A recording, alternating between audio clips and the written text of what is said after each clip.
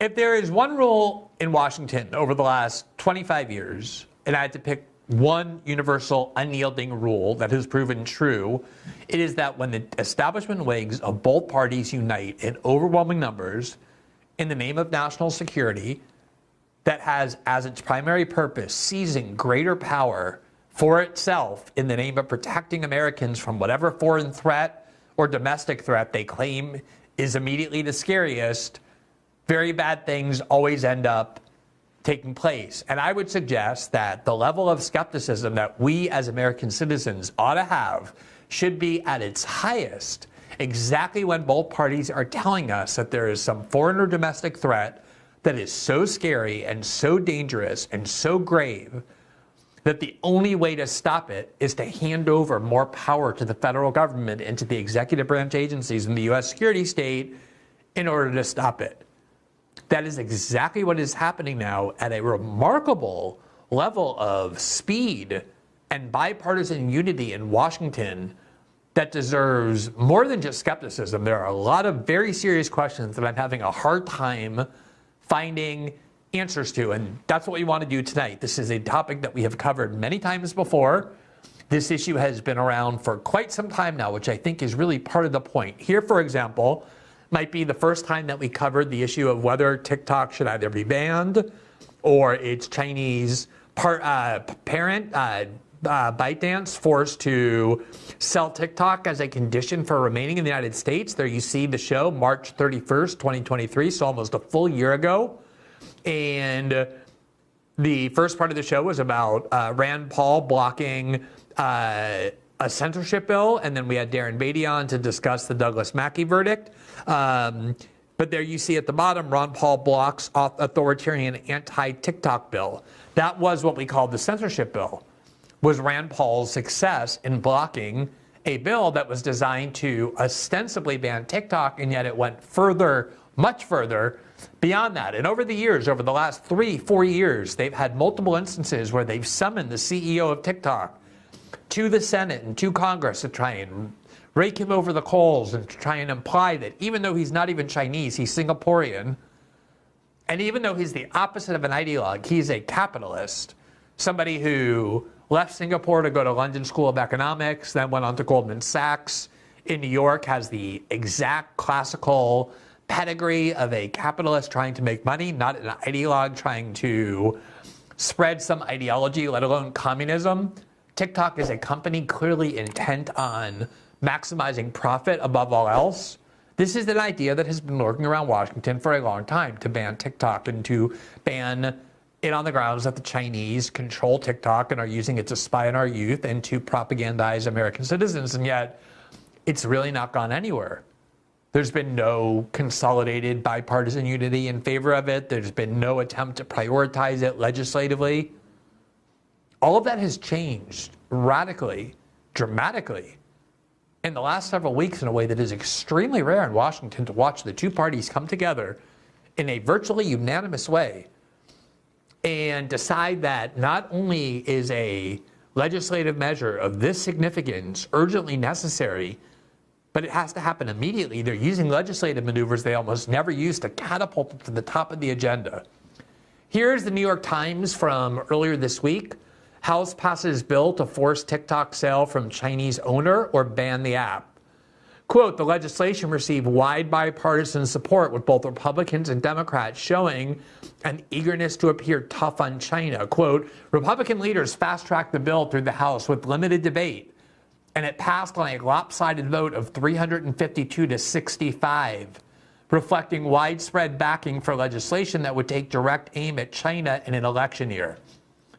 Now, among those 65 no votes was a very interesting coalition, of a coalition we've seen before that we're very interested in, that we hope continues to grow, that you might call the anti-establishment left and the populist right, or the anti-establishment right and the populist left. It had no votes from people like Matt Gaetz and Marjorie Taylor Greene and Nancy Mace and other Trump-supporting members of Congress who associate with the America First or populist or MAGA agenda on the one hand.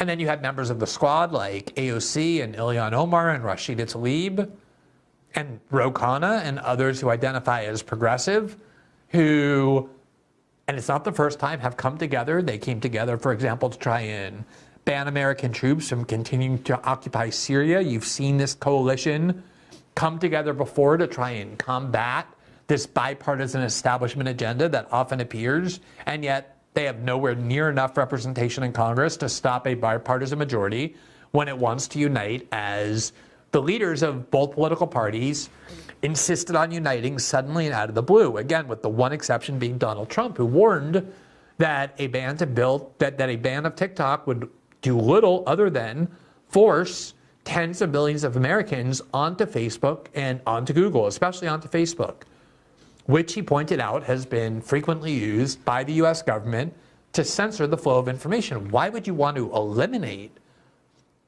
one of the social media apps, especially the one that the American government has the greatest difficulty in controlling, and consolidate even more power in the hands of the US security state to determine what platforms Americans can use, and therefore the types of information to which they can and cannot be exposed?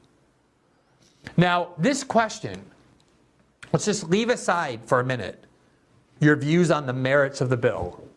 I know a lot of you believe that TikTok is a company, an app that is controlled by the Chinese government, that Americans don't go there and express their own views. They're somehow mind controlled by the Chinese Communist Party, that the Chinese Communist Party manipulates Americans into believing things that China wants them to believe, that there's all kinds of spying going on TikTok, even though I've never heard an answer to what kinds of data the Chinese can get from TikTok about Americans that they can't just buy on the open market, that's collected and sold by Google and Facebook and other big tech giants that collect and curate all sorts of private data about Americans, then sell it to advertisers and sell it on the open market, sell it even to the US security state.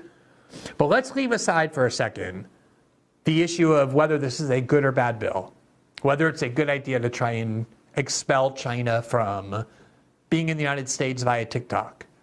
And we have covered at length all of these issues about whether TikTok really is controlled by the Chinese Communist Party, whether there's any evidence it's being used to propagandize Americans. Let's leave all of that to the side. I want to focus on this question.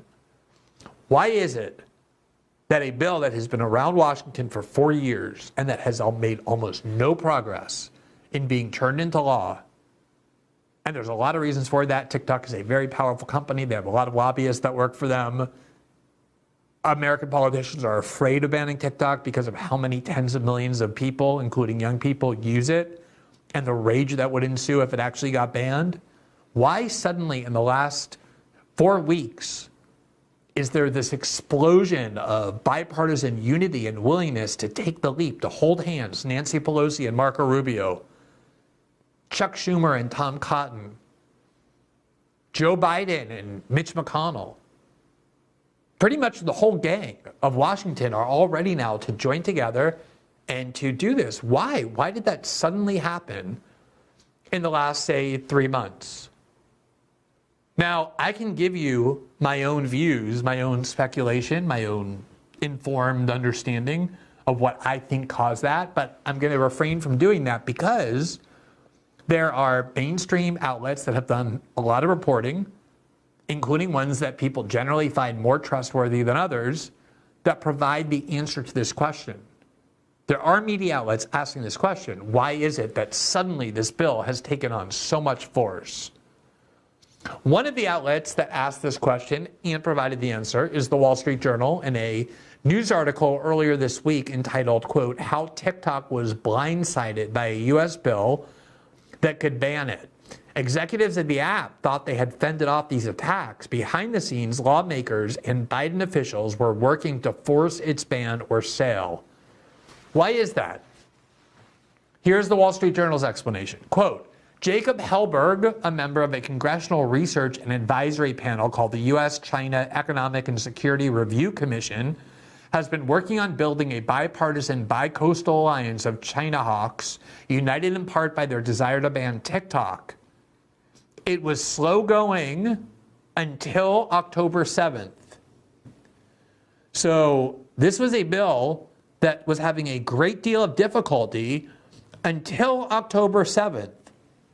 October 7th, of course, was the day that Hamas attacked Israel, setting off this horrific war that's still ongoing into its 6th month of Israel destroying Gaza.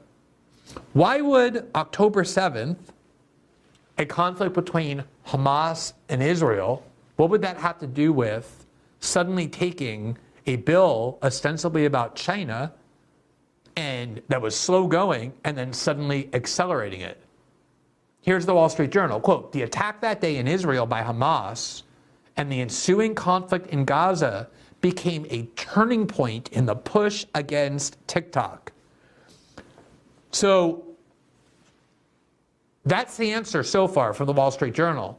What changed in the last few months was October 7th, the Hamas attack on Israel, the ensuing Israeli attack on Gaza.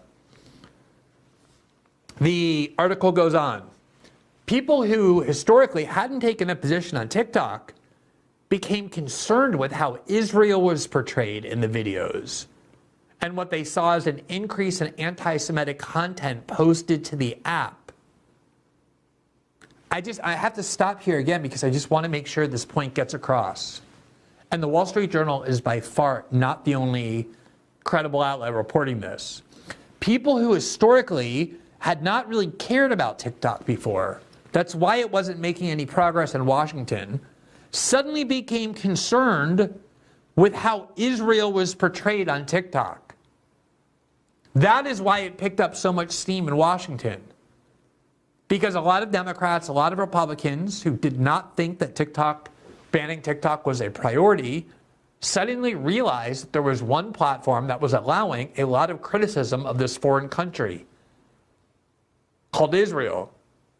And when they saw that, they said, wait a minute, TikTok actually does seem to be a problem to the United States, not because of China or anything having to do with the Chinese Communist Party, but because it seems like there's a lot of criticism of Israel taking place on TikTok. And that is what we can't allow. Now, again, this is not my saying this. This is reporting from the Wall Street Journal about why suddenly this bill has made its way through Congress. Anthony Goldblum, a San Francisco-based data scientist and tech executive, started analyzing data that TikTok published in its dashboard for and buyers showing the number of times users watch video with certain hashtags. He found far more views for videos with pro-Palestinian hashtags than those with pro-Israel hashtags. Now, what is the crime that TikTok was found to have committed in the last several months that suddenly caused the bipartisan obsession with punishing it and even banning it? Here's the Wall Street Journal. There were far more views for videos with pro-Palestinian hashtags than those with anti-Israel hashtags. Remember when Nikki Haley said in what seemed like such a laughably preposterous assertion that for every 18 minutes or whatever it was that you spend on TikTok, you become 32% more anti-Semitic? She was responding to studies like these that show that a lot of people who use TikTok, more people who use TikTok, were pro-Palestinian than pro-Israel. Now, the last time I checked the American Constitution and the current Supreme Court interpretation of it, as an American citizen, you are actually allowed to be more pro-Palestinian than pro-Israel if you want to be. One of your rights as an American citizen is to take sides in a particular foreign conflict, or to not take sides at all. And people on TikTok were taking sides, and they were taking the side of Palestine more than they were taking the side of Israel. Now, that is not a surprise. And the reason it's not a surprise is because polling data has shown for a long time that young Americans, including young American Jews, are becoming increasingly critical of Israel and its treatment of the Palestinians. You don't have to like that, but that is the reality. And since TikTok is a social media platform where more young people go to express their political beliefs and find political community, it stands to reason that TikTok, as a place where more young people are, would have more pro-Palestinian content than pro-Israel content. Whereas social media outlets that tend to cater to older people like Facebook, probably you would expect to find the reverse. Now, as somebody who believes that the Israelis are more at fault than the Palestinians, and have made my views very clear on that, it would never occur to me in a million years to look at Facebook and see that there's far more pro-Israel content on Facebook than pro-Palestinian conflict, and think to myself, well, we need to do something about that. We need to ban Facebook. We need to change its ownership. Because there are views allowed on Facebook to proliferate that I find highly disagreeable.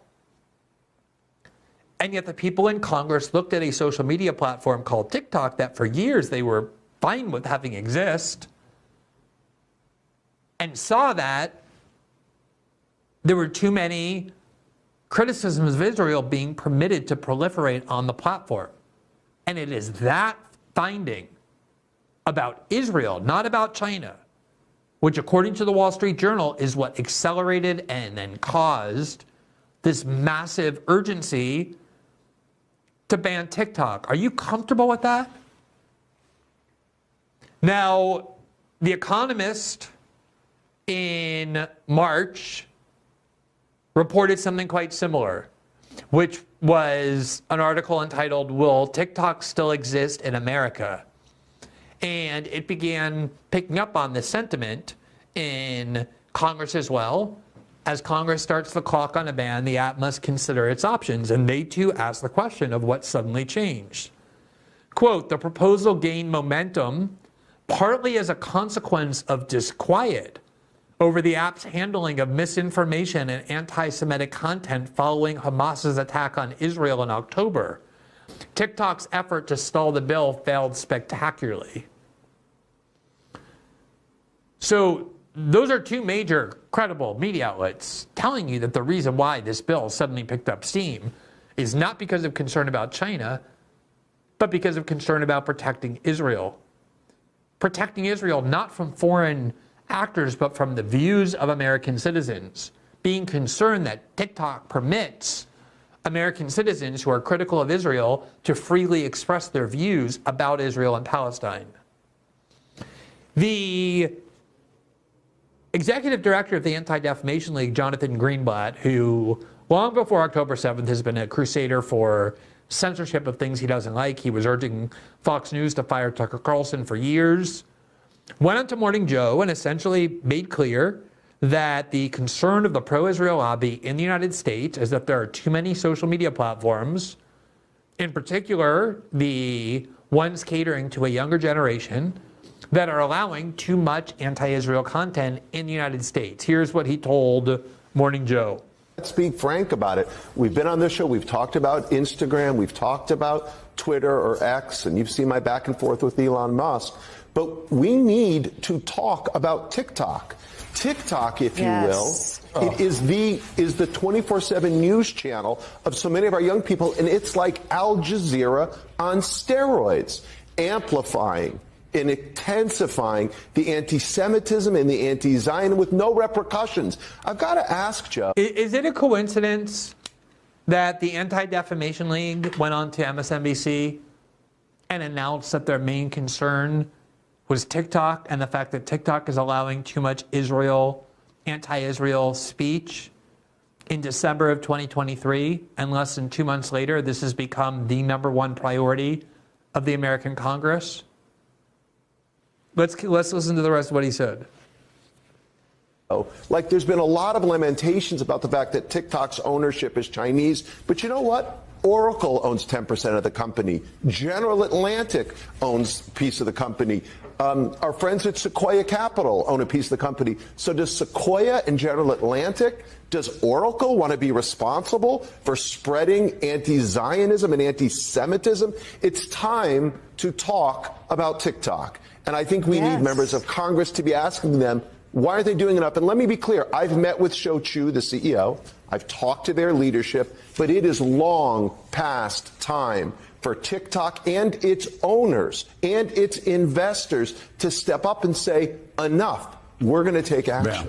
Frank. The executive director of VDO goes on to television in December and says it is time to put our foot down about not allowing TikTok to allow so much anti-Israel content. And 2 months later, the American Congress is ready to ban it for the first time in years as this proposal has been circulating, as media outlets make clear that inside Congress is in fact the impetus for why this is happening.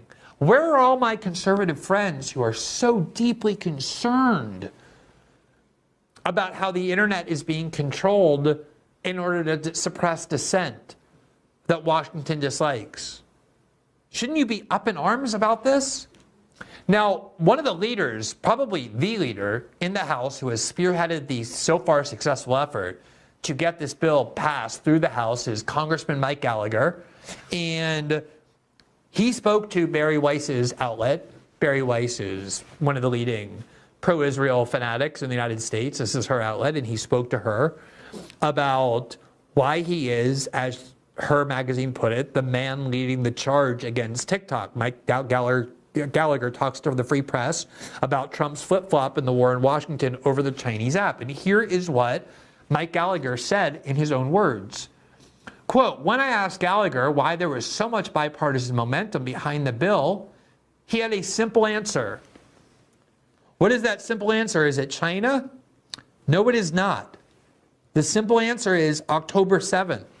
Why are we hearing so much about China as the reason we need to ban TikTok when every single indicator and reporting and even the statements from the leader in the Congress of this movement are saying to you that's not actually the reason. The reason is not China, but Israel. Quote, that's when I felt the momentum shift back in our direction, he explained. I can't tell you how many Democratic colleagues I had coming up to me and saying they had seen the anti-Semitism on the platform. They had seen the whole Osama bin Laden letter, the whole Osama bin Laden letter to America thing, and are asking, quote, hey, where are we on this? We've got to do something. Back in November, Gallagher wrote an essay for the Free Press on the way in which TikTok was boosting pro-Hamas propaganda and suppressing pro-Israel posts. The entire liberal case for censoring social media has been that the reason we have to censor social media is twofold. We have to stop disinformation, and we have to prevent hate speech against marginalized groups.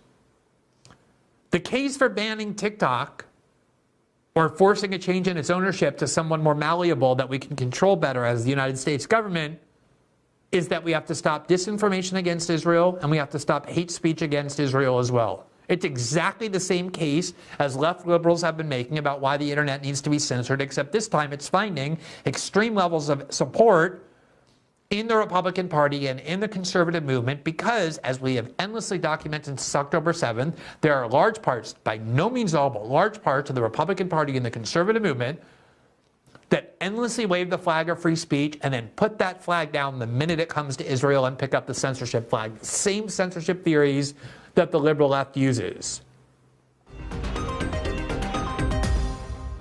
Thanks for watching this clip from System Update, our live show that airs every Monday through Friday at 7 p.m. Eastern, exclusively on Rumble. You can catch the full nightly shows live or view the backlog of episodes for free on our Rumble page. You can also find full episodes the morning after they air across all major podcasting platforms, including Spotify and Apple. All the information you need is linked below. We hope to see you there.